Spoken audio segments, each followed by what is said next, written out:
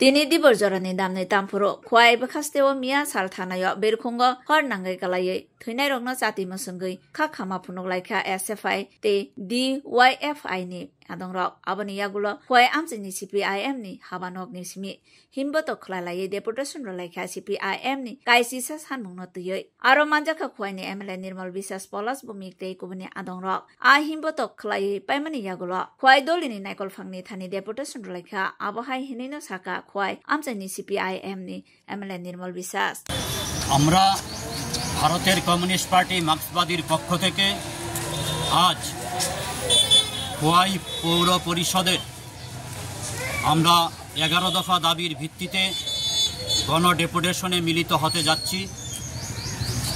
এই সময়ে খোয়াই পৌর এলাকার জনস্বার্থ সংশ্লিষ্ট গুরুত্বপূর্ণ কিছু দাবিকে সামনে রেখে আমরা CPIM এর পক্ষ থেকে আজ এই ডেপুটেশনে যাচ্ছি। তার মধ্যে মুখ্যত দাবি হচ্ছে আমাদের খোয়াই পৌর এলাকায় আমরা লক্ষ্য করছি দীর্ঘদিন যাবৎ সেখানে পানীয় জল সরবরাহ অনিয়মিত হচ্ছে এবং পরিশ্রুত পানীয় জল বিভিন্ন এলাকাতে মানুষ পাচ্ছেন না। ফলে আমরা দাবি জানাচ্ছি পরিশ্রুত পানীয় জলের ব্যবস্থা করতে হবে এবং নিয়মিত 2 বেলা পানীয় জল সরবরাহ করতে হবে। আমরা দাবি জানাচ্ছি আমাদের খোয়াই শহরের উপর দিয়ে বয়ে চলা একটি গুরুত্বপূর্ণ ছড়া লালছড়া, এই লালছড়ার ভাঙ্গন বিশেষ করে খোয়াই দশরথ দেব মেমোরিয়াল কলেজ থেকে লালছড়া এলাকার বিভিন্ন পাড়ায় সেখানে ভাঙ্গন দেখা দিচ্ছে।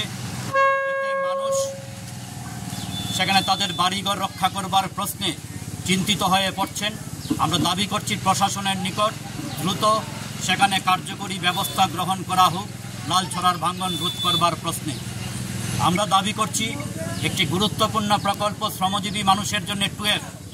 আপনারা জানেন পূর্বতন বামফ্রন্ট সরকার আমাদের রাজ্যে শহর এলাকার মানুষের জন্য বিশেষত শ্রমজীবী অংশের মানুষ তাদের কর্মসংস্থানের প্রশ্নে একটা গুরুত্বপূর্ণ প্রকল্প গ্রহণ করেছিলেন 12। কিন্তু আমরা লক্ষ্য করছি সরকার পরিবর্তনের পর থেকে ধীরে ধীরে 12 প্রকল্পে শ্রম দিবস কমে যাচ্ছে, মজুরি কমে যাচ্ছে। আমরা দাবি জানাচ্ছি 12 প্রকল্পে শ্রম দিবস বাড়াতে হবে এবং মজুরি বৃদ্ধি করতে হবে। তার পাশাপাশি শহর এলাকার বিভিন্ন রাস্তাগুলি, যে রাস্তাগুলি রুটগুলি সেখানে ভাঙ্গাচোরা অবস্থায় আছে, এগুলি সংস্কার করতে হবে। এবং এই যে বর্ষার সময় আমরা দেখছি বিভিন্ন রাস্তার রুটগুলির মধ্যে সেখানে ড্রেনগুলি সময় মতো পরিচ্ছন্ন না করার ফলে, পরিষ্কার না করার ফলে রাস্তায় জল জমে যাচ্ছে। সুতরাং ড্রেনগুলি প্রতিনিয়ত সেখানে পরিষ্কার রাখতে হবে। সুভাষ পার্ক বাজার এলাকায় সেখানে পার্কিং জোনের ব্যবস্থা করতে হবে। প্রতিদিন যানজট বাড়ছে এবং পাশাপাশিভাবে আমাদের শহর এলাকার মধ্যে সাম্প্রতিক সময়ে আমরা বলতে পারি চুরির ঘটনা মারাত্মকভাবে বেড়ে গেছে এবং তার পাশাপাশি নেশার রমরমা চলছে। এটা যদিও খোয়াই না, গোটা ত্রিপুরা রাজ্য আজকে নেশার হাবে পরিণত হয়েছে এই ডাবল ইঞ্জিন সরকারের জামানায়।